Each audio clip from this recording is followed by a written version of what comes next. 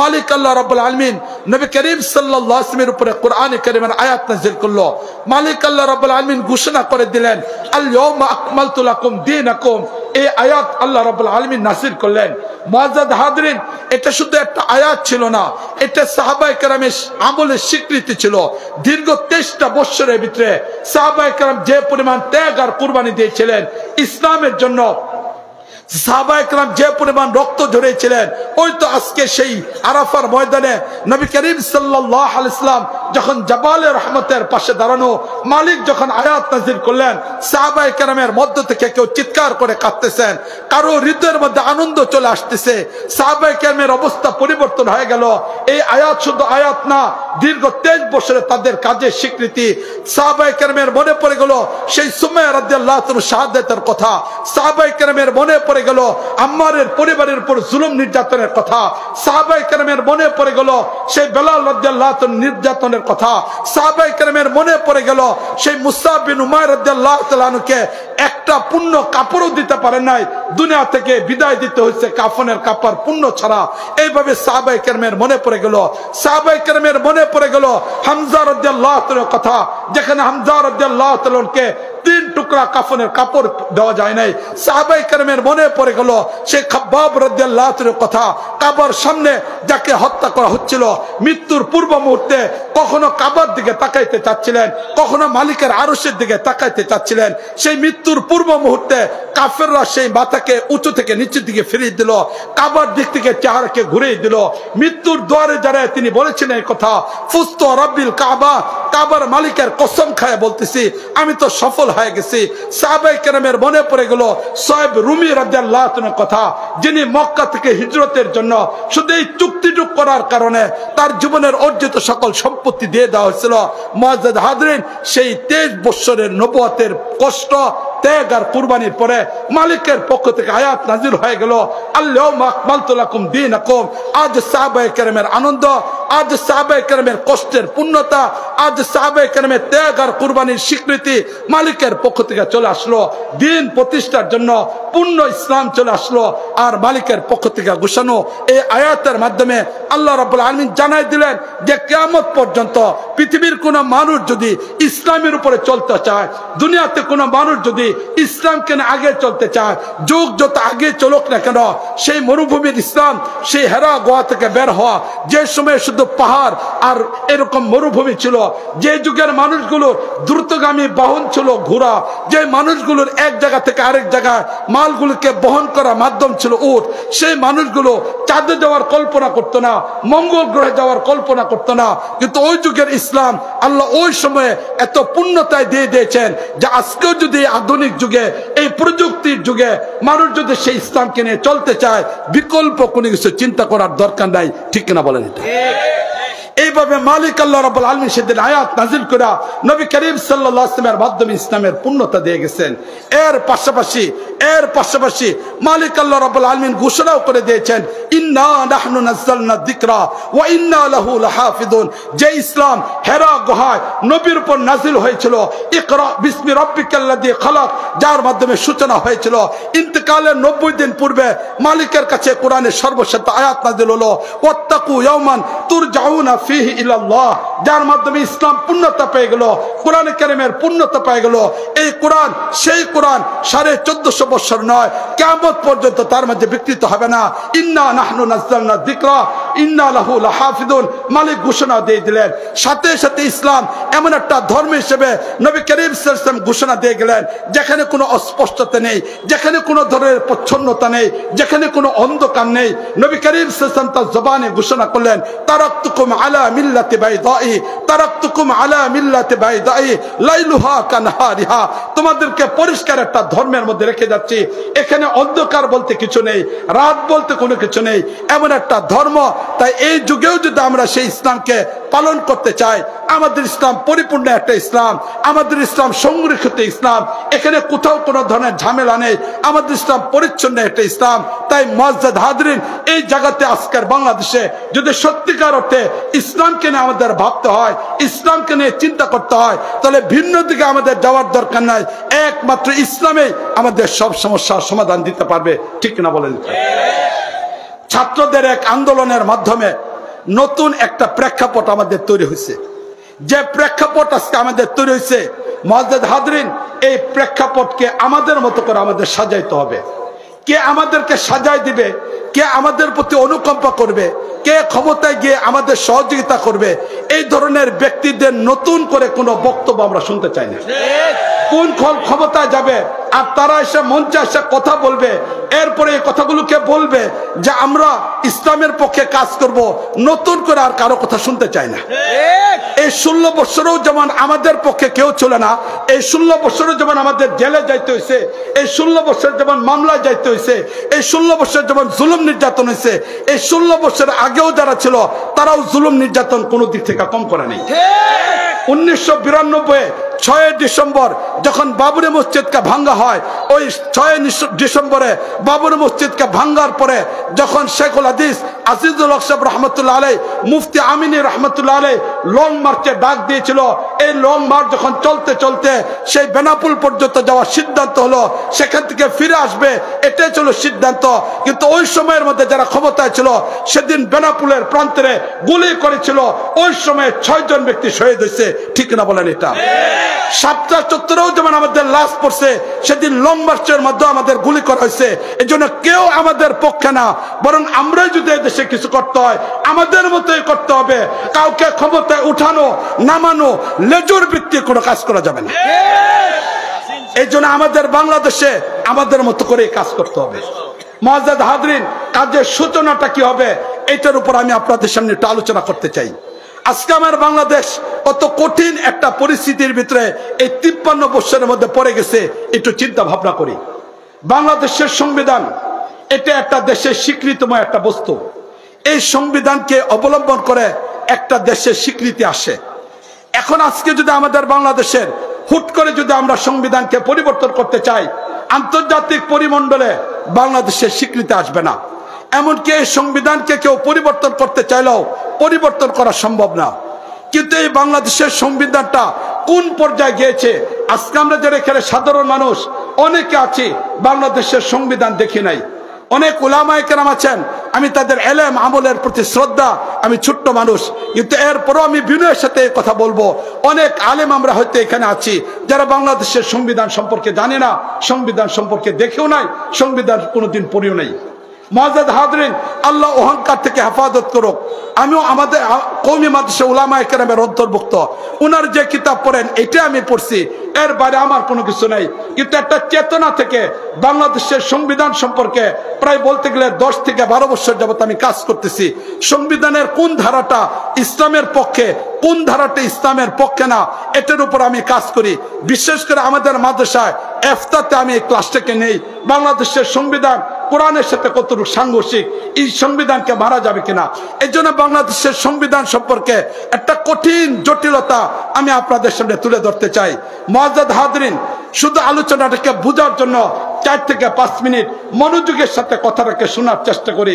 যখন 7 মার্চের সেখানে শেখ মুজিবুর রহমান সেখানে বক্তব্য দিলেন, রেড কোর্সের ময়দানে বক্তব্য দিলেন, যে বক্তব্যটা আমাদেরকে এতদিন পর্যন্ত শোনানো হয়েছে, এই বক্তব্যটা পূর্ণ বক্তব্য না। যারা ইউটিউব ব্যবহার করেন, ইউটিউবে সার্চ দিয়ে দেখবেন 7 মার্চের বক্তব্য পূর্ণটা আপনাদের সামনে আসবে। সেই বক্তব্য শুরু করেছিল বিসমিল্লাহির রহমানির রহিমের দ্বারা, এই বক্তব্য সমাপ্ত করেছিল ইনশাআল্লাহ দ্বারা। যে ব্যক্তি বিসমিল্লাহ বলেন আর ইনশাআল্লাহ বলেন, স্বাভাবিক কিছুক্ষণের সময়ের জন্য আমরা মেনে নিতে পারি, এটা একজন মুসলমানের কাজ। ঠিক না বলেন? এটা 7 মার্চের বক্তব্যের পরে এরপরে যখন পশ্চিম পাকিস্তানের মানুষগুলো যখন আমাদেরকে সেই বৈষম্যকে তারা স্বীকার না করে, বৈষম্যকে সমস্যার দূর না করে, তারা যখন জুলুম নির্যাতনের মাধ্যমে শক্তি প্রয়োগ করে যখন এটা সমাধান করতে চাইলো, আর এটার উপর ভিত্তি করে শেখ মুজিবকে বন্দী করা হলো, শেখ মুজিবকেও বন্দী করা হলো, ডক্টর কামালকেও বন্দী করা হলো, চলে গেল পাকিস্তানের জেলখানা। ওই পাকিস্তানের জেলখানা কিভাবে শেখ মুজিব ছিল এই ব্যাপারে লিখিত বই আছে, যে কেউ বইটা পড়তে পারেন। এই বিগত সরকার বইটাকে ব্যান করে দিয়েছিল, এখনো তো অনলাইনে খুঁজে পাওয়া যেতে পারে, অথবা কোনো ব্যক্তির কাছে খুঁজে পাওয়া যেতে পারে। শেখ মুজিব যখন পাকিস্তানের জেলে, এই শিরোনামে বই আছে, পড়ে নিতে পারেন। আমার কাছে এই বইটা আছে। মুআজ্জাজ হাজরিন, তিনি কিভাবে কাটেছেন ওইটা ওই বই থেকে আলোচনা করব, ওই জায়গাতে আমরা দেখব। আমি এখন আর ওইদিকে যাচ্ছি না। এরপরে যখন দীর্ঘ 9 মাস পর্যন্ত যুদ্ধ হলো, যুদ্ধ যখন বেজে গেল, শেখ পরিবারের 17 জন ব্যক্তি ছিল যারা প্রাপ্তবয়স্ক, যুদ্ধ করতে পারত। এদের মধ্যে থেকে 13 জন ভারতের মেহমান হয়ে গেল। 13 জন ভারতের মেহমান হয়ে গেল। বাকি যারা দেশেও থেকে গেল তারাও কোনোদিন অস্ত্র ধরে নাই। শেখ পরিবারের বাকি মানুষগুলো একজনও তোর এই অস্ত্র ধরছে কোথাও খুঁজে পাওয়া যাবে না। শেষ পর্যন্ত তখন এই দেশের তাওহীদি জনতা, কৃষক, মজুর, ছাত্র জনতা সকলের সম্মিলিতের মাধ্যমে দীর্ঘ 9 মাস পরে সেখানে স্বাধীনতার বিষয়টা চলে আসলো। দেশ যখন বিজয়ের দিকে চলে আসলো, এমন অবস্থায় পাকিস্তানের জেলখানা থেকে উনাকে মুক্তির বিষয়টা বলা হলো। উনাকে যখন প্রস্তাব দেওয়া হলো পূর্ব পাকিস্তানে আপনি চলে আসেন, তিনি বললেন লন্ডনে যাবেন। তিনি চলে গেলেন লন্ডনে। লন্ডনে যায় কয়েকদিন থাকলেন। থাকার পরে যখন লন্ডনে থেকে উনাকে প্রস্তাব দেওয়া হলো এখানে চলে আসেন, বাংলাদেশে তিনি আসেন নাই। তিনি আবার চলে গেলেন সেই ইন্ডিয়াতে। ইন্দিরা গান্ধীর সাথে সময় ব্যয় করলেন। সেখান থেকে তিনি 10ই জানুয়ারি বাংলাদেশে চলে আসলেন। এই জন্য বিগত 16 বছর যাবৎ 10ই জানুয়ারি একটা দিবস হিসেবে পালন করা হচ্ছে। সেটা হলো শেখ মুজিবের স্বদেশ প্রত্যাবর্তন দিবস। এই দিবসটা এতদিন পর্যন্ত পালন করা হচ্ছে। 11 তারিখে সকালবেলা শেখ মুজিব ঘুম থেকে উঠলো। সকালবেলা ঘুম থেকে ওঠার পরে তার অভ্যাস ছিল রেডিও খোলা। এবার রেডিওটাকে খুললো। খোলার পরে সে দেখলো দীর্ঘদিন যাবৎ পশ্চিম পাকিস্তান, পূর্ব পাকিস্তানে ফজরের নামাজের পরে সকালবেলা রেডিওর কার্যক্রম যখন শুরু হয়, তখন বাইতুল মুকাররমের সেই মুয়াজ্জিন সাহেব কারি উবাইদুল্লাহ রহমতুল্লাহ আলাইহির কোরআনের তেলাওয়াত হয়। আজকে কোরআনের তেলাওয়াত হয় নাই। যখন কোরআনের তেলাওয়াত হয় নাই, তিনি চিন্তার মধ্যে পড়ে গেলেন। এই টাইমে উনার স্ত্রী ফজিলাতুন নেসা সকালে নাস্তাও নিয়ে আসলো। নাস্তা নিয়ে আসার পরে এবার শেখ মুজিব বলল, কোরআনে কারিমের তেলাওয়াত কেন হয় নাই? এবার বলল, দীর্ঘদিন যাবৎ কোরআনে কারিমের তেলাওয়াত হচ্ছে না, বন্ধ করে দেওয়া হলো। শেখ মুজিব বললেন এই কথা, আগে মুশতাক আহমদকে ডাকো, অস্থায়ী প্রেসিডেন্ট মুস্তাককে ডাকো। মুস্তাককে আনা হলো। জিজ্ঞেস করা হলো মুক্তিযুদ্ধকে এই কারণে হয়েছে কিনা যে কোরআনে কারিমের তেলাওয়াত বন্ধ হবে, সুতরাং আগে কোরআনে কারিমের তেলাওয়াত করো, এরপর আমি নাস্তা করব। কারি উবাইদুল্লাহকে নিয়ে তাৎক্ষণিকভাবে কোরআনের তেলাওয়াত করা হলো। এরপর তিনি নাস্তা করলেন। এটুকের দ্বারা আমাদের বুঝে আসে যে অন্তত পক্ষে কিছু সময়ের জন্য ধরতে পারি তিনি মুসলমান ছিল। ঠিক কিনা বলেন এটা? মুআজ্জাজ হাজরিন, এরপরে তিনি নাস্তা করলেন, প্রস্তুতি নিলেন। 11ই জানুয়ারি সরোয়ার উদ্যানে ঐতিহাসিক এক বক্তব্য উনি দিচ্ছেন। সেখানে এক মহাসমাবেশ। এই সমাবেশে তিনি বক্তব্য দিলেন।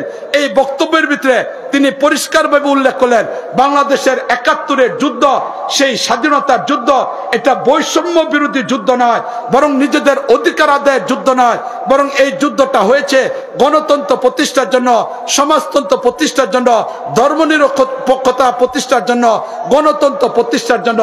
এই 4টা বিষয়কে সামনে রেখে তিনি সেখানে এই প্রস্তাবটা পেশ করলেন যে আজকে থেকে বাংলাদেশের মূল কাঠামো হবে, সংবিধানের মূল ধারা হবে ধর্মনিরপেক্ষতা, জাতীয়তাবাদ, সমাজতন্ত্র, গণতন্ত্র। এই 4টার উপরে যুদ্ধ হয়েছে। এই 4টার মাধ্যমে এখানে দেশের সেই সংবিধান তৈরি করা হবে এবং দেশ এই 4টার উপরে চলবে। মুআজ্জাজ হাজরিন, ওই দিন শেখ মুজিবুর রহমান ওই জায়গায় দাঁড়ায়া পুরা বাংলাদেশের ইসলামটাকে কবর দিয়ে ফেলেছে। পুরা বাংলাদেশের ইসলামের অবস্থাকে পরিবর্তন করে দিয়েছে। যে মানুষটা সকালবেলা কোরআন শুনে নাই, কোরআন না শুনে নাস্তা করবে না ঘোষণা দিল, যে মানুষটা তার বক্তব্য 7 মার্চের বিসমিল্লাহ দিয়ে শুরু করলো, যে ব্যক্তিটা তার বক্তব্য শেষ করলো ইনশাআল্লাহ দ্বারা, মুআজ্জাজ হাজরিন, যে ব্যক্তি গণতন্ত্রের স্বীকার করবে, আব্রাহাম লিঙ্কনের গণতন্ত্র স্বীকার করবে, সে মুসলমান থাকতে পারে না। যেমনি ভাবে সমাজতন্ত্রকে কেউ স্বীকার করলে মুসলমান থাকবে না, ধর্মনিরপেক্ষতাকে স্বীকার করলে মুসলমান থাকবে না, জাতীয়তাবাদকে কেউ যদি স্বীকার করে নেয় তাহলে সে মুসলমান থাকবে না। পুরো বাংলাদেশের পুরো অস্তিত্বকে সবচেয়ে জটিলতম একটা জায়গা সেদিন শেখ মুজিবুর রহমান সে 11 তারিখে, জানুয়ারির 11 তারিখে পুরো বাংলাদেশের মানুষকে রেখে গিয়েছে। এখন এই বাংলাদেশের সংবিধানকে মানলে একজন মানুষ তিনি পূর্ণভাবে সংবিধানকে স্বীকার করলে তিনি ইসলামের উপরে থাকতে পারেন না, দ্বীনের উপরে থাকতে পারেন না, কোনো অবস্থায় থাকতে পারেন না। আবার যদি সংবিধানকে না মানা হয় তাহলে রাষ্ট্রদ্রোহীর মধ্যে শিকার হয়ে যান। এত জটিল পরিস্থিতিতে বিশ্বের আর কোন রাষ্ট্র পড়ে নাই, কিন্তু সেদিন শেখ মুজিব গোটা বাঙালিকে এমন একটা কঠিন পরিস্থিতির মধ্যে ফেলে দিয়ে গেছে।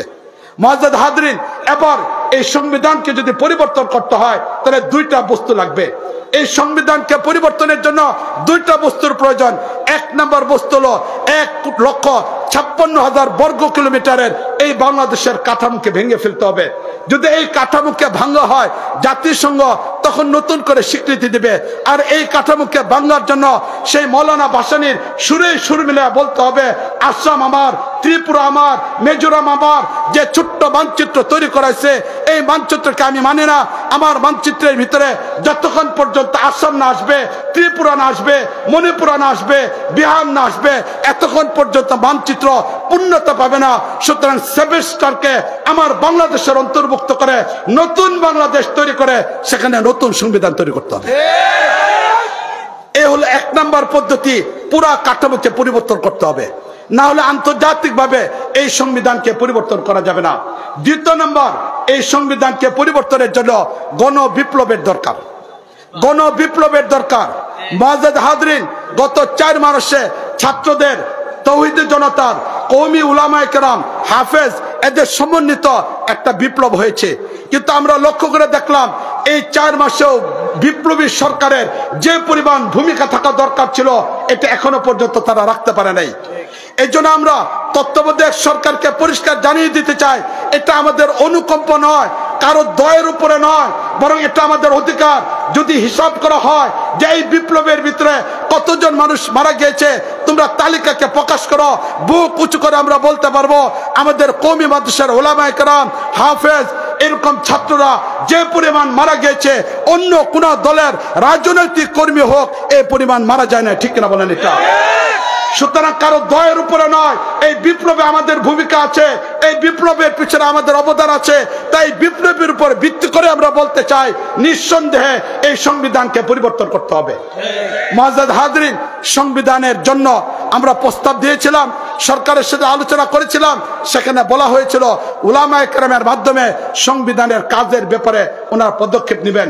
হ্যাঁ, কাজের কিছু ক্ষেত্র তৈরি করা হয়েছিল, কিন্তু যে সরকার ভারত থেকে আসছিল, মুআজ্জাজ হাজরিন একটু ভালো করে চিন্তা করে দেখি, যে সরকার এখান থেকে বিদায় হয়েছিল শেখ হাসিনা, ওনার আব্বাকে যখন হত্যা করা হয় 1975-এ, এরা 2 বোন রক্ষা পেয়েছিল, বাকি পরিবারকে শেষ করা হয়েছিল। সেদিনের তাওহীদি জনতা কি পরিমাণ আনন্দ ছিল, এদেশের মানুষ কি পরিমাণ খুশি ছিল, তখন জন্ম হয় নাই, দেখি নাই। কিন্তু এইবার 24-এর বিজয়ের পরে দেখলাম যেমনি ভাবে মিষ্টির দোকানগুলিতে মিষ্টি ছিল না। আমরা ইতিহাসের মধ্যে পড়ি 1975-এ যখন শেখ পরিবারকে হত্যা করা হয় তখনও মিষ্টির দোকানে মিষ্টি ছিল না। ঠিক না বলেন? এটা মুআজ্জাজ হাজরিন, সেই রাজনৈতিক বিশ্লেষণের দিকে আমি যাচ্ছি না, পক্ষে বিপক্ষেও আমি যাচ্ছি না, শুধু এতটুকুই বলতে চাই 1975-এর পরে যখন শেখ হাসিনা, শেখ রেহানা তারা বিদেশে ছিল, সেখান থেকে তারা আশ্রয় নিল ভারতে। ভারতে দীর্ঘদিন থাকার পরে এরপরে যখন 1984-তে ভারত থেকে বাংলাদেশে আসে, আজকে যারা এখানে আছেন, যারা ইন্টারনেট ব্যবহার করেন, সেদিনের অবস্থাটাকে একটু চিন্তা করে দেখেন। 1984-তে এয়ারপোর্টে যখন তিনি নামেন তখন উনাকে বিবিসি বাংলা থেকে একটা সাক্ষাৎকার নেওয়া হয়েছিল। এখনো পর্যন্ত বিবিসি বাংলায় এই সাক্ষাৎকারটা রয়ে গেছে। ওই দিন ওনাকে জিজ্ঞেস করা হয়েছিল যে আপনার এই দেশে কেন আগমন করলেন, এই দেশে আপনার বাবাকে মারা হয়েছে, আপনার ভাইকে হত্যা করেছে, আপনার পরিবারের সদস্যকে হত্যা করেছে। বিবিসির সেই সংবাদে সাংবাদিকের প্রশ্নের উত্তরে তিনি পরিষ্কারভাবে বলেছিলেন, আমি এই দেশে আগমন করেছি, এই দেশে আসার উদ্দেশ্য হলো আমার বাবার হত্যার বদলা নেওয়া। তাহলে এতদিন পর্যন্ত দেশের উন্নয়ন বিভিন্ন ধরনের স্লোগানগুলি যেগুলোকে ব্যবহার করেছে, এই ব্যবহারের দ্বারা আমরা পরিষ্কারভাবে দেখতে পাই এগুলো মায়া কান্না ছিল। আসছিল নিজের বাবার হত্যার বদলা নেওয়ার জন্য, আসছিল ভারত থেকে, ভারতের মাল আবার ভারতে ফিরে গেছে, ভারতের প্রোডাক্ট ভারতে চলে গেছে, হত্যা হয়ে গেছে, ওইটার ব্যাপারে আলোচনা করব না। ভারত থেকে আসছিল, ভারতে চলে গেছে। কিন্তু মুআজ্জাজ হাজরিন, এখনো পর্যন্ত তাদের সেই দূষরদের অত্যাচার, নির্যাতন, ষড়যন্ত্র থেমে যায় নাই। ঠিক না বলেন? এটা এই 53 বছরে শেখ মুজিব সেই ঐতিহাসিক ভাবে সেই 11ই জানুয়ারিতে বক্তব্য দেওয়ার কারণে বাংলাদেশের কাঠামোটা এত জটিল তৈরি করছে। বিশেষ করে শিক্ষা ব্যবস্থার মাধ্যমে গোটা বাংলাদেশ আজ 2টা দলে বিভক্ত হয়ে গেছে। একটা দল হলো বস্তুবাদী বস্তুবাদীর সাথে সম্পর্ক, যারা বস্তুর সাথে সম্পর্ক, এই বস্তুবাদীর চিন্তা চেতনার সম্পর্ক হওয়ার কারণে আজকে যত রাজনৈতিক দলে হোক না কেন, ইসলামের নাম ব্যবহার করুক, অন ইসলামিক নামকে ব্যবহার করুক, প্রত্যেকে বস্তুর সাথে সম্পর্ক হওয়ার কারণে, তাদের মালিক আল্লাহর প্রতি বিশ্বাস না থাকার কারণে এবার তারা কেউ ক্ষমতা যাওয়ার জন্য অথবা ক্ষমতার টিকে থাকার জন্য সে আমাদের পার্শ্ববর্তী দেশ ভারতের এই দালালি করা আরম্ভ করছে। ঠিক কিনা বলেন? এটা এই জন্য মুআজ্জাজ হাজরিন, আমরা দেখতে পাই এই 16 বছর পর্যন্ত নির্যাতনের পরে বিশেষ করে দুইটা দল যারা বেশি পরিমাণ নির্যাতিত হয়েছিল, এদের অবস্থা এখন পরিবর্তন হয়ে গেছে। এবার তারা ভারতের সাথে গোপনীয়তার মাধ্যমে আতাত করা আরম্ভ করছে, ক্ষমা ঘোষণা করা আরম্ভ করছে, ভারতের সাথে লিয়াজু করা আরম্ভ করছে, ভারতের নেতাদের কাছে গোপনীয়তার মাধ্যমে যা আরম্ভ করছে। শুধু এতটুকু না, বস্তুবাদের সাথে শিক্ষা চিন্তা চেতনায় যে মানুষগুলো তৈরি হয়েছে এই 53 বছরে আজ পর্যন্ত বাংলাদেশের জটিলতম কোন সমস্যায় তারা কখনো সমাধান দিতে পারে না। তাকিয়ে থাকে, তাদের ক্ষমতা নেওয়ার উৎস ভারতের দিকে তাকায় থাকে। ঠিক কিনা বলেন? এটা দ্বিতীয় আরেকটা জাতি এই দেশে তৈরি হয়েছে নবী করিম সাল্লাল্লাহু আলাইহি ওয়াসাল্লামের শিক্ষার দ্বারা, রাসূল ইসলামের সেই শিক্ষার আলোকে একটা জাতি তৈরি হয়েছে। সকালবেলা মক্তবে পড়ে, কওমি মাদ্রাসায় পড়ে, খানকাতে গিয়ে, তাবলীগে গিয়ে সেখানে আরেকটা দল তৈরি হয়েছে, এর হল ইমানের একটা দল। মুআজ্জাজ হাজরিন, এই জন্য 71 থেকে নিয়ে আজকে 24 পর্যন্ত যখনই কোনো ইসলামী আন্দোলনের কথা দেখি তখন ওই ইমানওয়ালারা সবার আগে ঝাঁপিয়ে পড়ে। ঠিক না বলেন? এটা যাদের সামনে মালিক উদ্দেশ্য থাকে, ইমানের শক্তি দ্বারা যাদের শক্তিটা শক্তিশালী, বস্তুর দিকে তাকায় না, গুলি করে এরপরেও তারা পিছপা হয় নাই। এই তাওহীদি জনতা, আল্লাহর সাথে যাদের সম্পর্ক, এদের দ্বারাই কেবলমাত্র এই দেশ টিকে থাকতে পারবে। এছাড়া বিকল্প বস্তুবাদের চিন্তা চেতনা রাজনৈতিক যারা করতেছে, তারা ক্ষমতা যাওয়ার জন্য সেই বড় বস্তুবাদী ভারতের বিরোধিতা করবে না। তাই দেশকে টিকায় রাখতে হলে এই তাওহীদি জনতা ছাড়া বিকল্প কোনো পথ নেই।